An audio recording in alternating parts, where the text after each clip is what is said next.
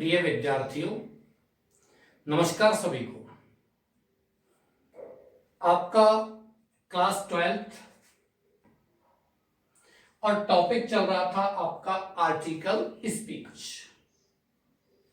विद्यार्थियों, आपकी क्लासेज बहुत अच्छी तरीके से चल रही है, मैं आशा करता हूं, और आप सभी अपने घर पर बहुत अच्छे तरीके से अध्ययन कर रहे होंगे। प्रिय विद्यार्थियों, आपका टॉपिक लेटर राइटिंग कंप्लीट हो चुका है। दूसरा टॉपिक चल रहा था आर्टिकल स्पीच। कोशिश करेंगे कल ये टॉपिक समाप्त हो जाए, यानी आपका 17 तारीख को ये टॉपिक समाप्त हो जाए। रिपोर्ट राइटिंग वहां से उठाते हैं। इसके बाद आपका शॉर्ट कंपोजिशन, इसके बाद आता है आपका पैसेज, नोट मेकिंग और समरी। यहां बात करते हैं, कुछ विद्यार्थियों के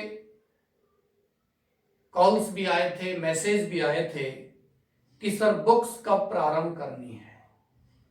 मैंने आपको कल के वीडियो में भी ये बता दिया था कि आपका इस महीने के अंत तक और 1-2 दिन, 3 दिन, 4 दिन और इसमें लग सकते हैं। ये आपका ग्रामर पोर्शन बिल्कुल कंप्लीट हो चुका होगा। इसके बाद आपकी जो बुक्स हैं वो उठाते हैं, और बुक्स में प्रोज सेक्शन यानी कि गद्य भाग, एक आता है आपका स्टोरी राइटिंग यानी कि कहानी लेखन, जिसमें कहानी है जिस किताब में, और एक किताब में जिसमें आपका प्रोज सेक्शन, निबंध वगैरह दिए हुए हैं, कुछ कहानी भी दी हुई है, उसमें आपका पोएट्री सेक्शन है। तो हम यहां ग्रामर पोर्शन के बाद पोएट्री सेक्शन को प्रारंभ करेंगे, यानी कविताओं को प्रारंभ करेंगे। आपके 5 पॉइंट दी हुई हैं, ये मैंने आपको कल के वीडियो में भी बता दिया था, और 5 पोएम जो आपकी दी हुई हैं वो बहुत ही अच्छे, जो क्या कहते हैं, कवि हैं, विश्व स्तरीय कवि हैं, उनकी कविताएं आपको दी हुई हैं, जिनमें से विलियम शेक्सपियर हो, बेन जॉनसन हो, भारतीय जो कवि हैं राजन अग्रवाल, उनका भी दिया हुआ है। तो पोएट्री सेक्शन से हम प्रारंभ करेंगे उसको। फिलहाल आपका ग्रामर पोर्शन में जो कुछ चल रहा है उसके बारे में हम बात करेंगे। आर्टिकल और स्पीच, यही चल रहा था।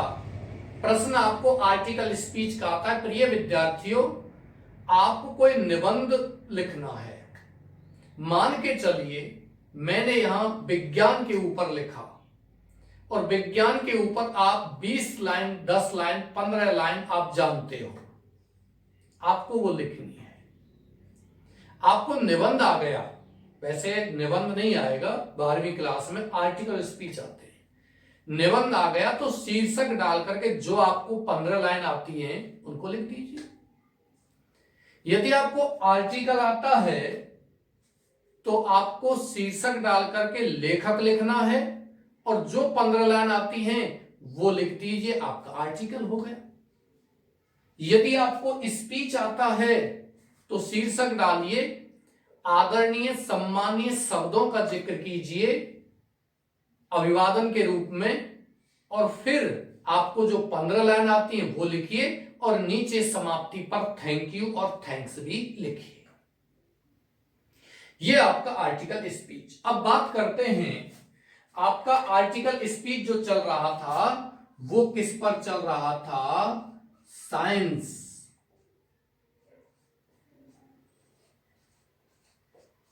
ए बून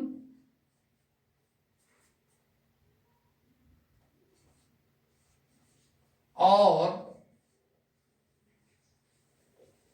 ए बैन, ये चल रहा था कि विज्ञान एक वरदान है या अभिशाप। इसके बारे में मैं आपको 2-4 लाइन लिखवा चुका हूं, शायद ज्यादा भी लिखवा चुका हूं। यह भी लिखवाया था कि विज्ञान क्या है। विज्ञान में बहुत बड़ी ताकत होती है। Science has a great power. आज का युग विज्ञान का युग है। विज्ञान ने मानव के जीवन को आरामदायक बनाया है। Science has made human life comfortable.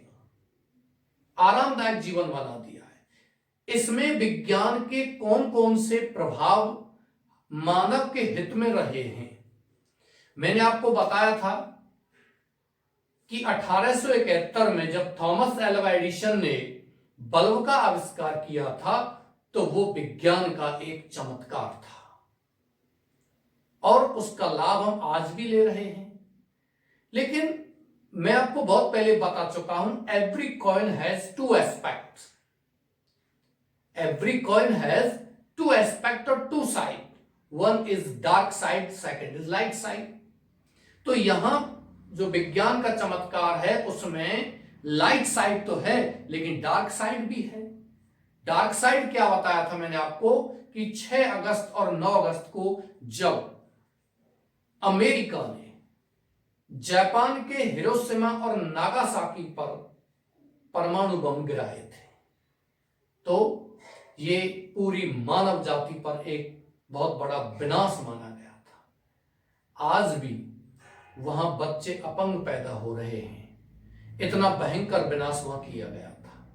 लेकिन फिर भी साइंस के हम लाभों को, उसके लाइट साइड को हम इग्नोर नहीं कर सकते। यहां मैंने आपको बताया था साइंस के बारे में कि विज्ञान में बहुत बड़ी ताकत है। आज बहुत सी चीजों का आविष्कार किया जा चुका है जिसमें से information technology, this is the age of information technology. We all know that we are living in the age of information technology कि आज हम सूचना प्रौद्योगिकी के युग में जीवन जी रहे हैं जिसमें आपका मोबाइल है, फैक्स मशीन होती है, आपका ईमेल है, ये है। मेडिकल की बात कर रहे हैं तो उसमें भी हमने बहुत कुछ अचीव कर लिया है। मेडिकल फील्ड में भी आप बात करते हो, प्लास्टिक सर्जरी की बात करते हैं, सीटी स्कैन की बात करते हैं, एमआरआई की बात करते हैं, आप एक्सरे मशीन की बात करते हैं, तो ये भी हमने प्राप्त की है। इनकी भी हमने खोज किया है, इन्वेंशन किया है। आगे चलते हैं, यहां से आगे, यहां तक शायद मैंने आपको लिखाया था, यहां से आगे आपको लिखना है। शायद पैरा चेंज करना कर दिया हो पहले तो कोई दिक्कत नहीं किया हो तो अभी मत कर, बाद में कर लेंगे। Science has made our life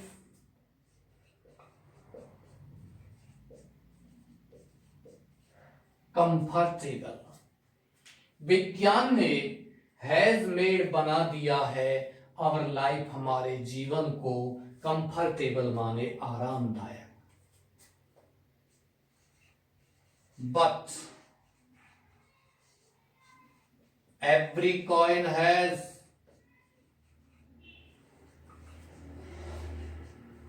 to aspects और two sides. One is light and second is dark। लेकिन प्रत्येक सिक्के के दो पक्ष होते हैं, दो पहलू होते हैं, दो आपके क्या होते हैं, साइड होते हैं। यहां बात करते हैं कि एक तो उसका उजाला पक्ष होता है, एक होता है उसका डार्क पक्ष, एक होता है शुक्ल पक्ष, एक होता है कृष्ण पक्ष, एक होता है हेड, एक होता है टेल। या आगे बात करते हैं, science has proven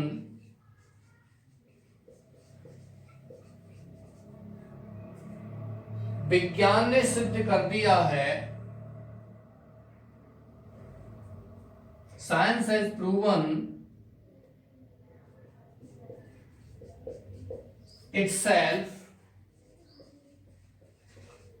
a boon but at the same time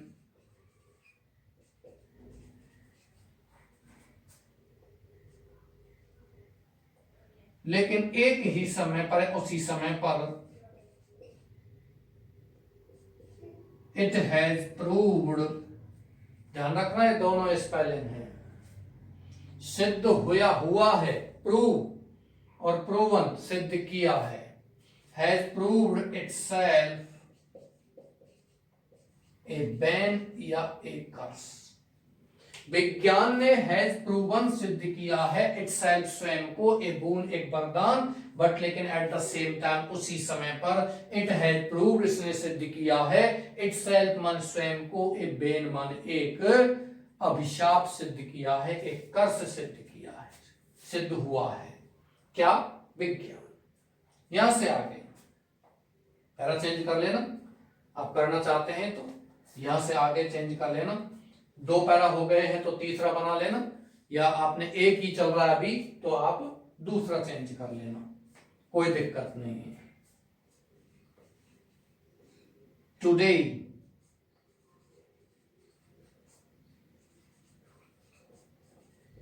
many मॉर्टल weapons, आज बहुत से, मॉर्टल मीन्स होता है घातक, वेपन्स मन हथियार, have been discovered, खोज लिए गए हैं। Thousands of people, हजारों लोग, are killed, मार दिए जाते हैं, by these weapons, इन हथियारों से, एवरी ईयर, प्रति वर्ष इन हथियारों से, जो घातक हथियार है उनसे प्रति वर्ष हजारों लोग मार दिए जाते हैं। Science has shaken,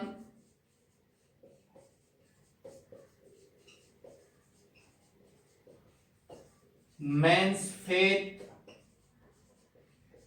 in God, विज्ञान ने, यहां से शुरू से लेते हैं इसका अर्थ, science has made our life comfortable, विज्ञान ने हमारे जीवन को कैसा बनाया है? आरामदायक। बट लेकिन एवरी कॉइन, प्रत्येक सिक्का है रखता है 2 एस्पेक्ट या 2 साइड, 2 पहलू। 1 इज लाइट, एक होता है उजाला पक्ष, एंड सेकंड इज डार्क, और दूसरा डार्क होता है। साइंस हैज प्रूवन इटसेल्फ, विज्ञान ने अपने आप को सिद्ध किया है, ए बून एक वरदान, बट लेकिन एट द सेम टाइम उसी समय पर इट हैज प्रूव्ड, इसने सिद्ध किया है या सिद्ध हुआ है, इटसेल्फ मान स्वयं, ए बेन मान एक कर्स। बेन मान क्या होता है? अभिशाप। उसी समय पर विज्ञान क्या सिद्ध हुआ है? एक अभिशाप सिद्ध हुआ है। टुडे आज मैनी मॉर्टल वेपन्स, बहुत से घातक हथियार, have been discovered, माने खोज लिए गए हैं। Thousands of people, हजारों लोग, are killed, मारे जाते हैं, by these weapons, इन हथियारों से, every year, प्रति वर्ष। Science has shaken, विज्ञान ने, shaken माने कम किया है, means माने इंसान का, आदमी का, faith माने विश्वास, in God माने भगवान में। इंसान गॉड में विश्वास करता है, लेकिन विज्ञान की वजह से गॉड में विश्वास करने वाले लोग जो हैं उनका विश्वास भगवान में कैसा हुआ? कम हुआ है। एसएचए की ध्यान रखना, सेक मान कम होना भी होता है, सेक माने हिलाना या डिगाना भी होता है। एसएचए के ई सेक मीन्स क्या होता है? हिलाना या डिगाना, हटाना। मतलब विज्ञान ने भगवान में इंसान के विश्वास को डिगाया है। शेक, जब आप किसी से हाथ में लाते हो, शेक हैंड, वो है ये। एक बात और बोल देता हूं बीच में प्रिय विद्यार्थियों, शेक माने आप यदि किसी को मना करते हैं किसी काम को करने के लिए और आप बोलते नहीं हो, आप केवल अपनी गर्दन हिलाते हो, बोलते नहीं हो, बोलते हो तो कोई दिक्कत नहीं, no no no no I can't do it, नहीं मैं इसको नहीं कर सकता हूं, सॉरी, ये अलग चीज है। लेकिन सेक, आप बोल नहीं, you are not speaking, at all, आप बिल्कुल नहीं बोल रहे हो, आप केवल क्या कर रहे हो, केवल अपनी गर्दन हिला रहे हो। उस स्थिति में क्या बोलेंगे, शेक। दूसरी बात, अब आपका एक प्रश्न हो सकता है, सर यदि हम बोल नहीं रहे हैं और हमने किसी से किसी काम को करने के लिए मना किया है, तो हमने गर्दन हिला दिया, लेकिन क्या हम उस काम को करने के लिए तैयार हैं और हम अपनी गर्दन यदि हाँ में हिलाते हैं तो उसके लिए कौन सी स्पेलिंग आएगी, तो माय डियर्स उसके लिए एक स्पेलिंग आती है नॉड, NOD, ये ध्यान रखना, NOD, नॉड मान क्या होता है, हमें सिर हिलाना, और SHAKE, शेक मीन्स क्या होता है, ना में सिर हिलाना। ओके डियर्स, आगे चलते हैं।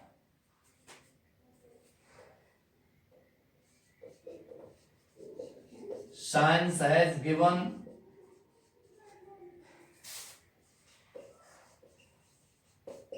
a great power in man's hand. विज्ञान ने हैज गिवन दिया है एक ग्रेट पावर, एक बहुत बड़ी ताकत इन मैन्स हैंड, इंसान के हाथ में, आदमी के हाथ में। इट डिपेंड्स ऑन हिम, यह इंसान पर निर्भर करता है। ही यूजेज और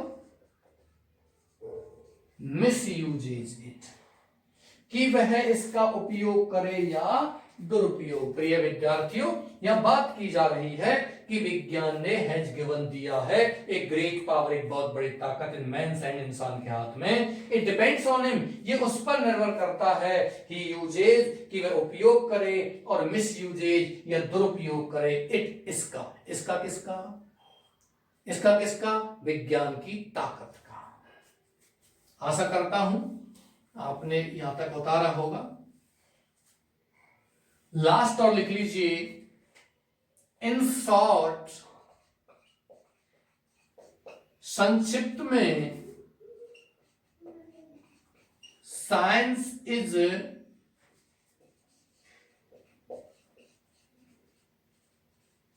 a good servant but bad master.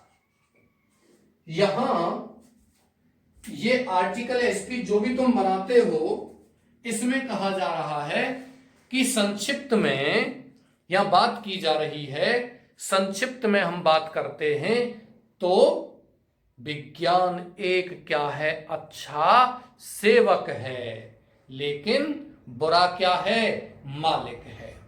विज्ञान एक अच्छा सेवक है, लेकिन बुरा क्या है, मालिक है। चलिए बात करते हैं, ये जो अंतिम पंक्ति है ये यहां लिखा हुआ है, ये शायद आपको नजर नहीं आ रही होगी, मैं इसको यहां ऊपर लिख देता हूं। प्रिय विद्यार्थियों, ये यहां से आपने लिखा होगा, it depends on him, comma, he uses और मिस यूजेज इट। ध्यान दीजिए, ये जो है इसके बाद ये लिखना है, और इसके बाद आपको फिर ये लिखना है। ओके डियर्स, यानी ये आपको नजर नहीं आ रही शायद, मुझे ऐसा लग रहा है कैमरे में। चलते हैं आगे। मिसयूज, मिसयूज का मतलब क्या होता है, दुरुपयोग। यूज मीन्स क्या होता है, उपयोग लेना, और मिसयूज मान क्या होता है, दुरुपयोग। चलिए आप इसकी कॉपी कीजिए या स्क्रीनशॉट लीजिए, मैं 5 सेकंड के लिए साइड बढ़ता हूं क्योंकि आप उसका स्क्रीनशॉट नहीं ले पाते हैं, और अगला आर्टिकल स्पीच यहां हम प्रारंभ करते हैं।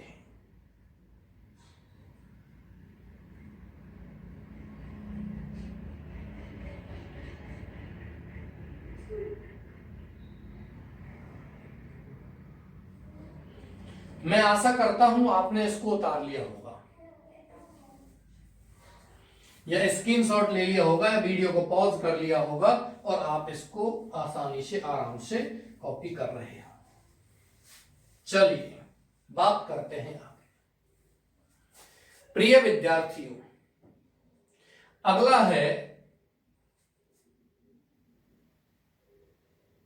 प्राइस राइज, प्राइस राइज, इसको भी मिटा देता हूं।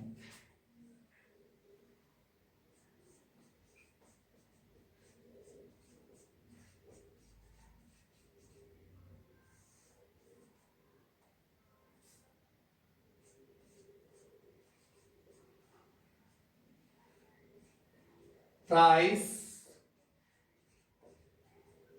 राइज,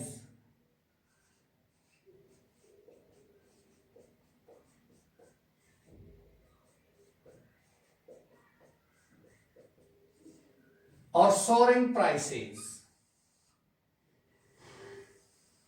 विशेषकर आपका हिंदी में बहुत आता है ये, एक बार इंग्लिश में ये आ चुका है बहुत पहले 2005 के आसपास।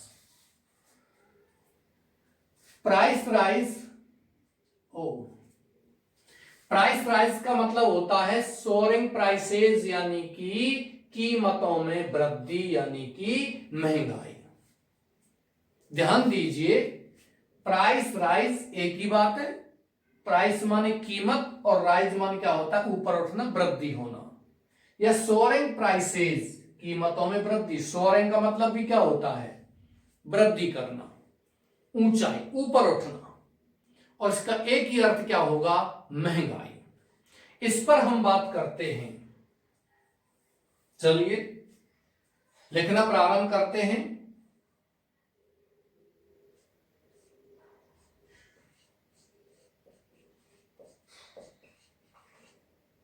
The problem of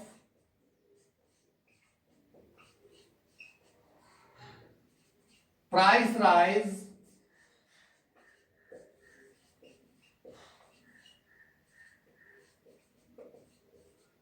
has become serious.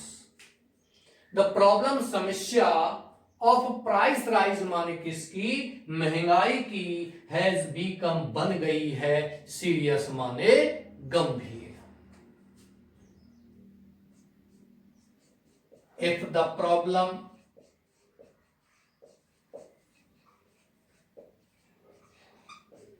is not tackled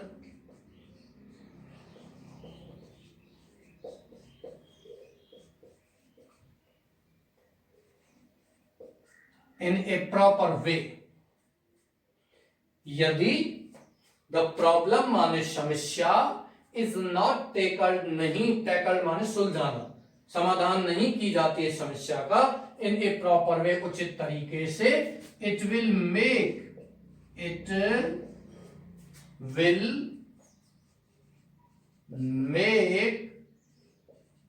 our life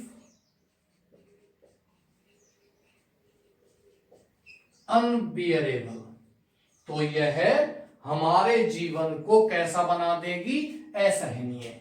ध्यान दीजिए प्रिय विद्यार्थियों, BEAR, बियर, बियर माने होता है सहन करना, और बियरेबल माने क्या होता है, सहने योग्य, जिसको सहन किया जा सके।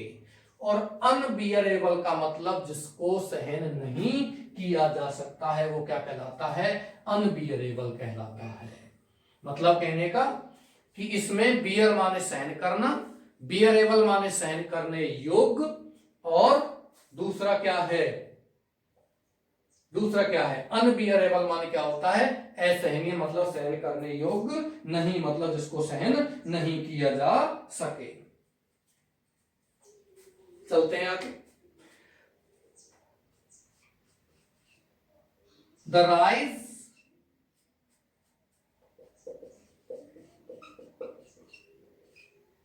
इन प्राइसेस, कीमतों में वृद्धि, कैन बी, हो सकती है, due to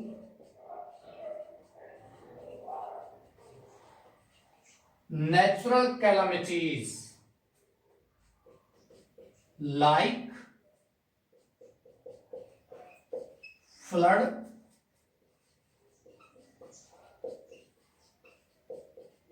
earthquake,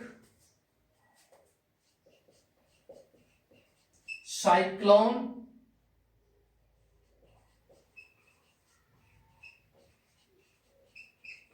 and also wars. प्रिय विद्यार्थियों, महंगाई के बहुत सारे कारण हो सकते हैं, लेकिन एक यहां बताया गया है, द राइज इन प्राइसेस, कीमतों में वृद्धि कैन बी हो सकती है ड्यू टू नेचुरल कैलामिटीज, माने प्राकृतिक आपदाओं के कारण। नेचुरल कैलामिटीज का मतलब क्या होता है? प्राकृतिक आपदा, लाइक जैसे कि फ्लड यानी कि बाढ़। बाढ़ आती है, बहुत सारे घर मकान बिल्कुल समाप्त हो जाते हैं, फसल बर्बाद हो जाती है, तो निश्चित रूप से कीमतों में वृद्धि होगी। कारण क्या होगा?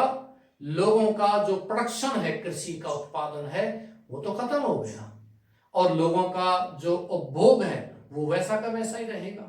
तो फिर क्या होगा? डिमांड बढ़ेगी, सप्लाई कम होगी, तो महंगाई होगी। यही सिस्टम होता है। There should be a balance between supply and demand. मांग और आपूर्ति जो होती है उसमें एक बैलेंस होना चाहिए। मान के चलिए मांग कम है, सप्लाई ज्यादा है, बहुत सारा माल पड़ा हुआ है, तो भी बेकार है। क्यों? महंगाई तो नहीं होगी, लेकिन वो माल खराब होगा। माल खराब होगा, लोगों का जो जो क्या कहते हैं व्यापार है वो समाप्त होगा, वो किसी काम का नहीं। तो इसी प्रकार से जैसे कि सप्लाई एंड डिमांड, यानी कि डिमांड ज्यादा है, सप्लाई कम है, तो फिर महंगाई होगी। लोग जमाखोरी करेंगे, यानी कि बहुत ज्यादा माल को जमा कर लेंगे। जैसे कि अभी शुरुआत में जब कोरोना वायरस से या कोविड-19 के खिलाफ अभियान चलाया गया था, तो पहला लॉकडाउन किया गया था। कुछ लोगों ने जब लॉकडाउन नहीं हुआ था उससे पहले आशंका जाहिर की थी, पता नहीं कितने दिन तक मार्केट नहीं खुलेंगे, क्या होगा।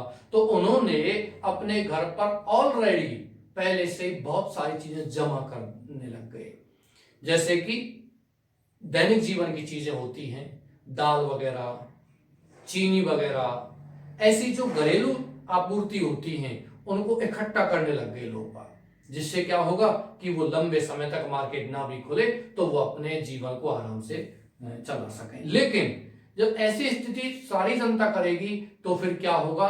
महंगाई होगी, क्योंकि सप्लाई कम होगी। सप्लाई कम होगी, आपूर्ति कम होगी, तो महंगाई होगी। चलते हैं आगे। फ्लड मीन्स क्या होता है? बाढ़। और अर्थक्वेक मीन्स क्या होता है? भूकंप। अर्थ मीन्स होता है भूमि, और क्वेक मन होता है कांपना। साइक्लोन माने क्या होता है? चक्रवात, एंड आल्सो वार्स, और युद्धों के कारण भी। युद्धों के कारण भी ध्यान दीजिए, युद्ध जब होते हैं तो निश्चित रूप से किसी भी देश की अर्थव्यवस्था चरमराती है। युद्ध जब होते हैं तो महंगाई निश्चय ही बढ़ती है। Cyclone and also wars. आगे चलते हैं।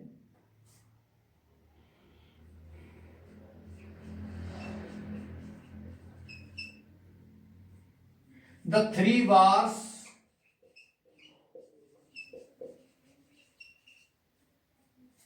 between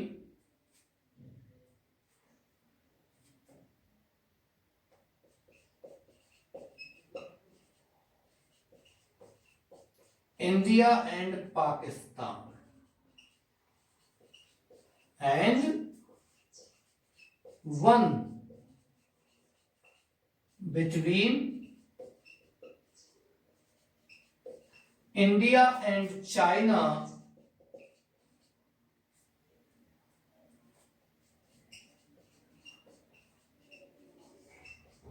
have largely affected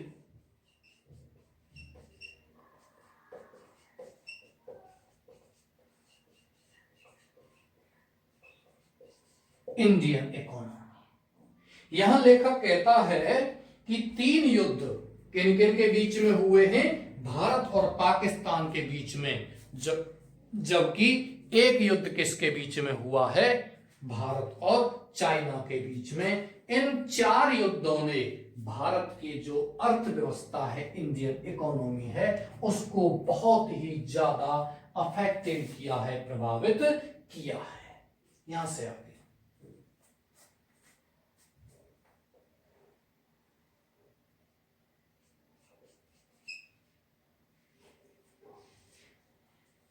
the other regions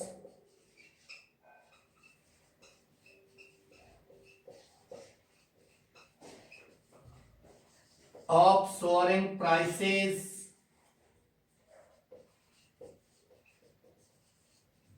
are bribery,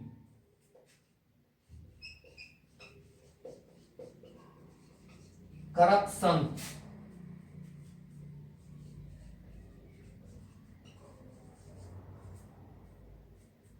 hoarding, smuggling,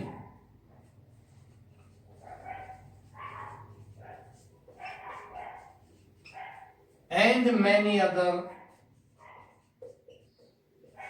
anti-social and anti-national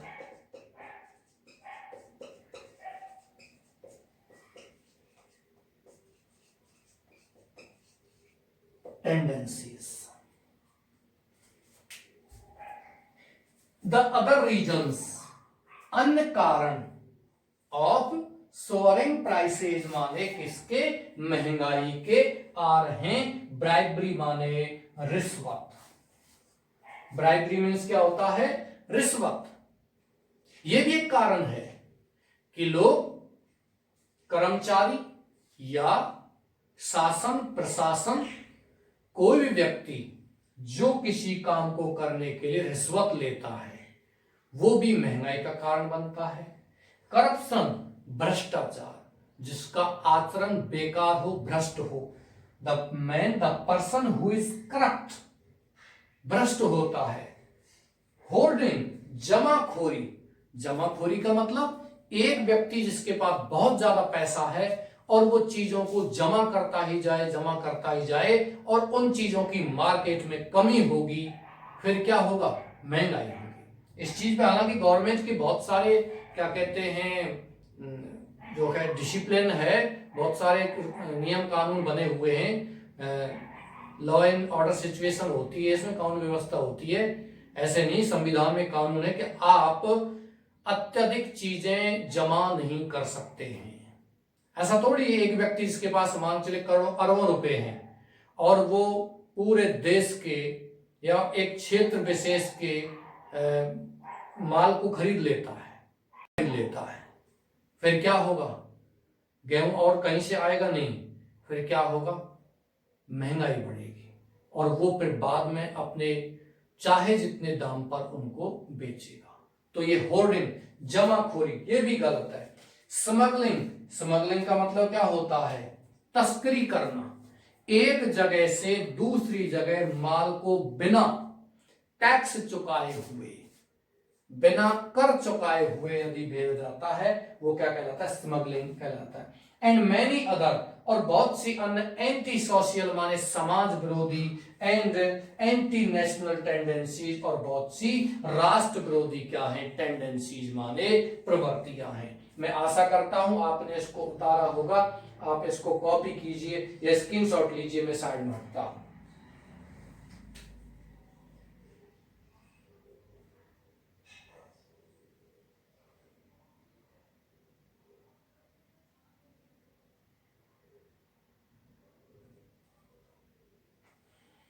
चलिए, आपने उतार लिया होगा, यहां से आगे चलते हैं।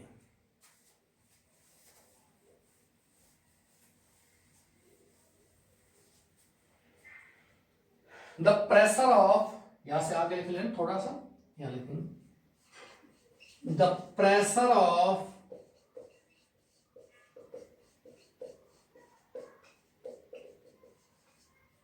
Population growth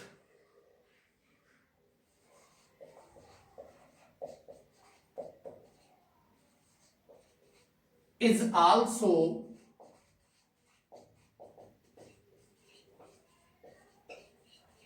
one of its causes.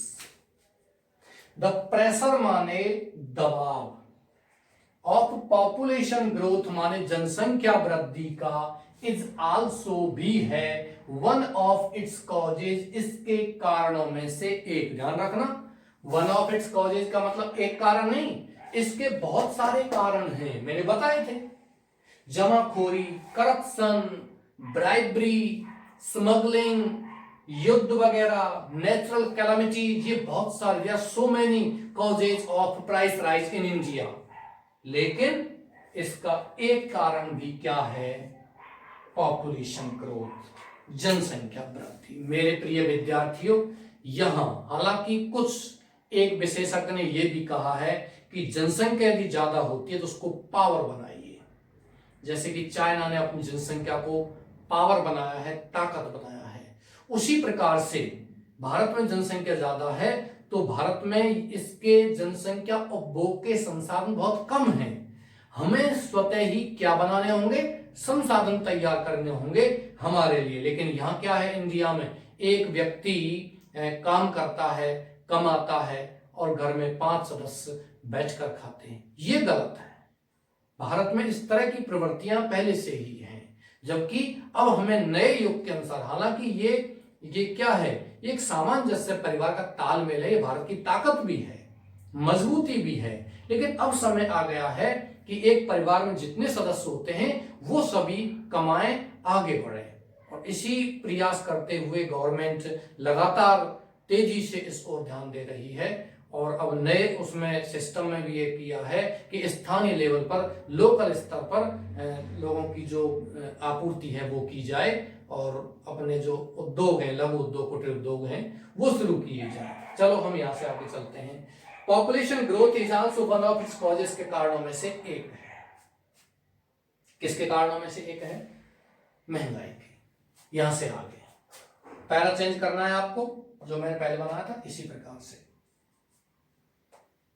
The government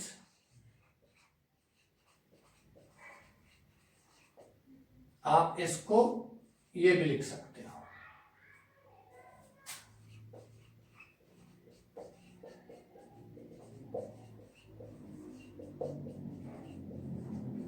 should find out the ways or means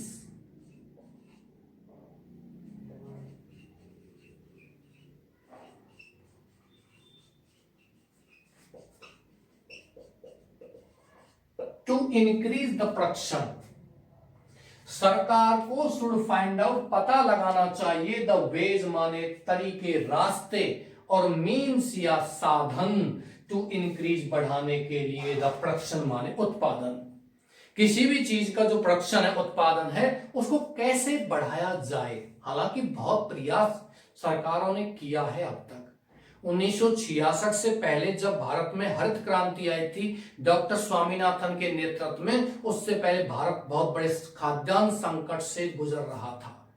लेकिन हरित क्रांति जो क्या कहते हैं, ग्रीन रेवोल्यूशन जो आया था हमारे फसलों पर, विशेषकर गेहूं और चावल फसल पर उसने बहुत बड़ा प्रभाव डाला था। उसके बाद से खाद्यान्न संकट भारत में टला था।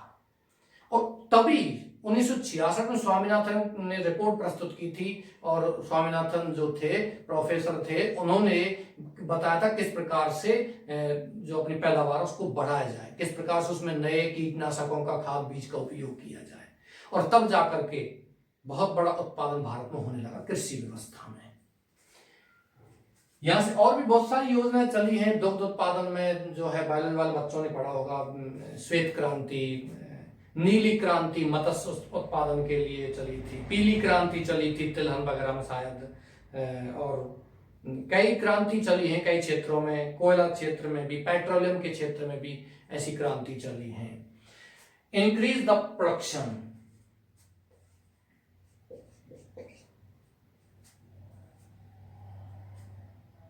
We must control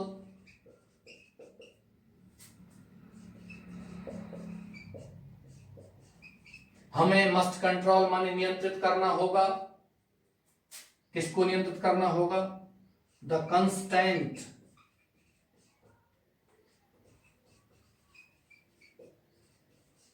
increasing of population,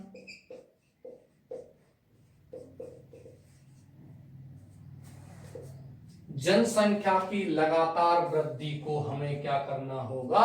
नियंत्रित करना होगा।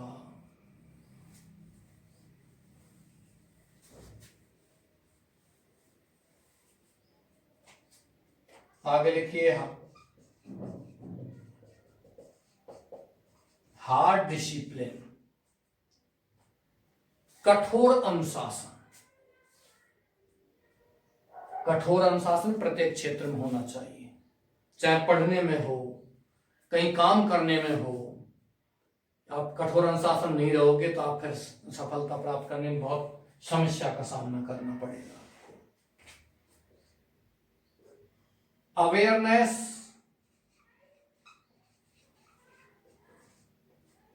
इन लेबर ऑर्गेनाइजेशन।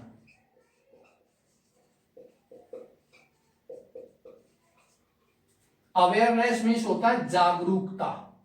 इन लेबर माने श्रमिक, ऑर्गेनाइजेशन माने संगठन। श्रमिक संगठन है, उनमें जागरूकता होनी चाहिए।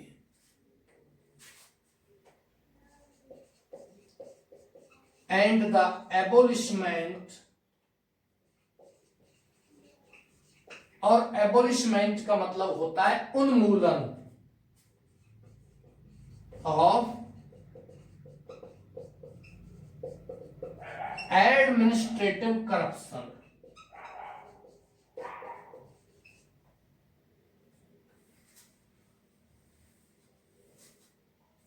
ध्यान दीजिए, ये सुझाव दिए हैं। मैंने आपको शुरू में बताया था किसी भी आर्टिकल, स्पीच जो भी आप लिख रहे हो, लॉन्ग कंपोजिशन, उसमें कारण लिखने पड़ते हैं, डेफिनेशन लिखना पड़ता है। शुरुआत में हमने इसकी परिभाषा लिखी है। क्या है प्राइस राइज का मतलब? सोअरिंग इन प्राइसेस, कीमतों में वृद्धि is known as price rise. ये समस्या बहुत गंभीर बन चुकी है। यदि समस्या को नहीं सुलझाया जाता है तो ये जीवन को अनबियरेबल बना देगी। और हमने इसके अलावा क्या लिखा है कि कौन कौन से, what are the causes of price rise specially in India. We have written these all causes in our article और speech, but here you have to write, you have to express the ways to control the price rise in our country। हमारे देश में आपको यहां कौन कौन से तरीके हैं जिन तरीकों से हमें हमारे देश में कीमतों में जो क्या कहते हैं उछाल है, वृद्धि है, उसको कंट्रोल करना है। तो देखिए, ये तो मैंने बता दिया कि ऐसे तरीके ढूंढने चाहिए जो उत्पादन को बढ़ाएं। दूसरा सुझाव क्या दिया है कि लगातार जो जनसंख्या वृद्धि हो रही है उसको हम रोकें। और तीसरा क्या है? तीसरा है कठोर अनुशासन, अवेयरनेस इन लेबर ऑर्गेनाइजेशन, श्रम संगठनों में जागरूकता, एंड द एबोलिशमेंट और उन्मूलन ऑफ एडमिनिस्ट्रेटिव करप्शन माने प्रशासनिक भ्रष्टाचार का उन्मूलन, शैल ब्रिंग लाएगा द सिचुएशन, इस स्थिति को अंडर कंट्रोल, किसमें? नियंत्रण में। जब श्रमिकों संगठन जो है उनमें जागरूकता होगी और जो हमारे प्रशासन में, हमारे शासन व्यवस्था में जो भ्रष्टाचार है, यदि उस भ्रष्टाचार पर हम अंकुश लगाएंगे, उसका उन्मूलन करेंगे, तो निश्चय ही ये स्थिति कौन सी? प्राइस राइज की, वो स्थिति क्या होगी? उसमें सुधार होगा और उसमें नियंत्रण में ये स्थिति आएगी। लास्ट पंक्ति इसकी लिख सकते हो आप, there should be a balance in supply and demand. मांग और आपूर्ति के बीच में एक क्या होना चाहिए? संतुलन होना चाहिए। प्रिय विद्यार्थियों, यहां तक आपको ये उतारना है, कॉपी कीजिए। मैं तब तक साइड में हटता हूं और आपको नेक्स्ट जो है वो लिखाता हूं। 5 सेकंड है, आप 5 सेकंड में ये कंप्लीट कर सकते हो।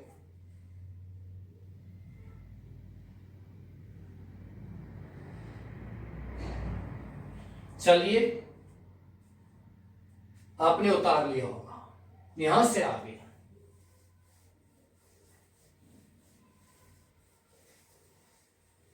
हमने इसमें बहुत सारी चीजें लिख दी हैं।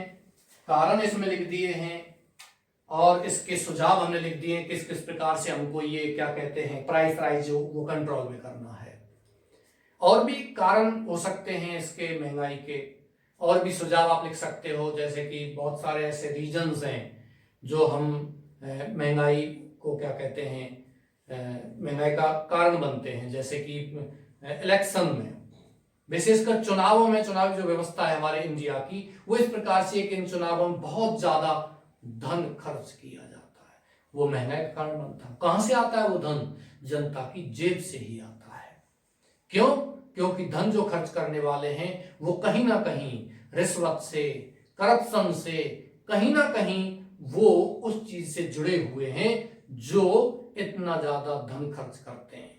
There should be complete ban, एक पूर्ण प्रतिबंध होना चाहिए। किसका?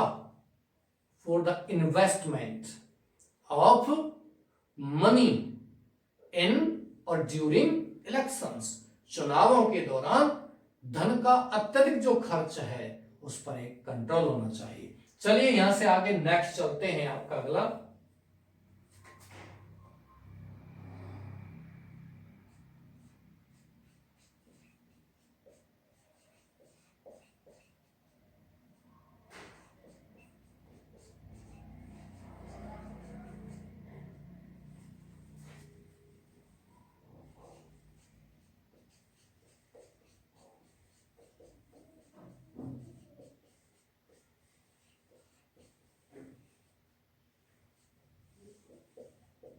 इसका शीर्षक है, बड़ा है, the role of youth in nation building.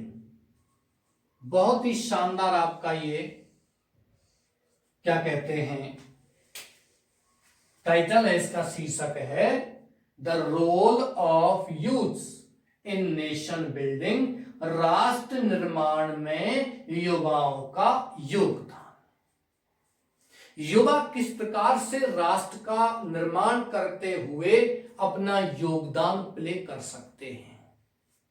युवा बहुत से क्षेत्रों में, ध्यान दीजिए, स्वामी विवेकानंद जी ने भी कहा था, you have studied in class 11th, my dear all students who are listening और watching this video, who have studied in class 11th in English chapter number 4. In the chapter, Swami Vivekananda described that, Swami Vivekananda का chapter आपने पढ़ा होगा 4 number का, उसमें स्पष्ट रूप से लिखा हुआ है और स्पष्ट कहा स्वामी विवेकानंद ने कि हमारे देश को ऐसे युवाओं की आवश्यकता है जिनके लोहे के कंधे हों, जिनमें फौलाद सी नाड़ियां हों और प्रबल मनोशक्ति जिनके पास है,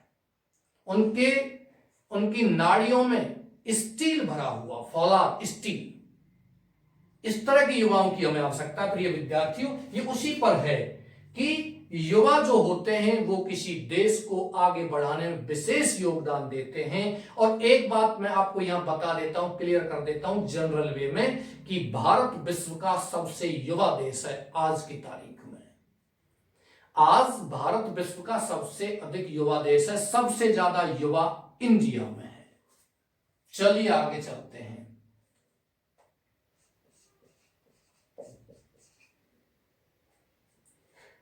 Youths are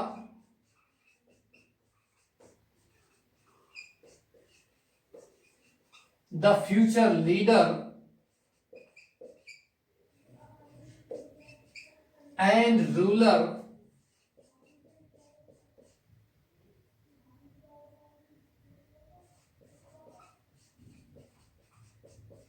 of our country। युवा हमारे देश के क्या है?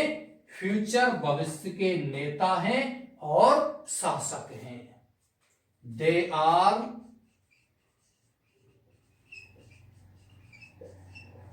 The backbone of the nation. वो कौन? युवा इस राष्ट्र की क्या है? रीढ़ की हड्डी है। प्रिय विद्यार्थियों, ये जो आपका शीर्षक है इसके बारे में हम यहां से आगे कल बात करेंगे। मुझे लगता है आपका समय भी हो चुका है। ये टॉपिक आपका इसके बाद और लिखाया जाएगा, कोशिश करूंगा 3 लिखा दूं परसों के दिन, सॉरी कल के दिन, नेक्स्ट उस वीडियो में। तो ये आपका कल का जो वीडियो होगा नेक्स्ट, उसमें आपका आर्टिकल स्पीच समाप्त हो चुका होगा।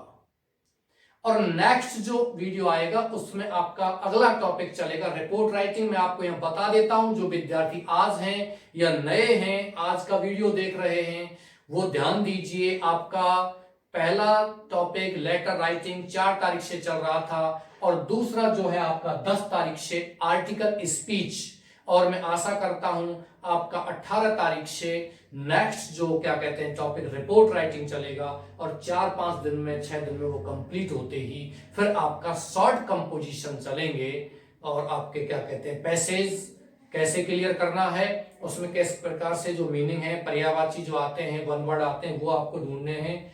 इसके बाद आपका आता है नोट मेकिंग, वो सारे टॉपिक क्लियर कराए जाएंगे। मैं आपका यहाँ वीडियो यहीं समाप्त करता हूँ, आपकी क्लास यहीं समाप्त करता हूँ। आशा करता हूँ आप बहुत अच्छे तरीके से पढ़ रहे होंगे और बहुत अच्छे तरीके से अपने पढ़ाई के प्रति आप सजग होंगे। All the best my dear students, thank you.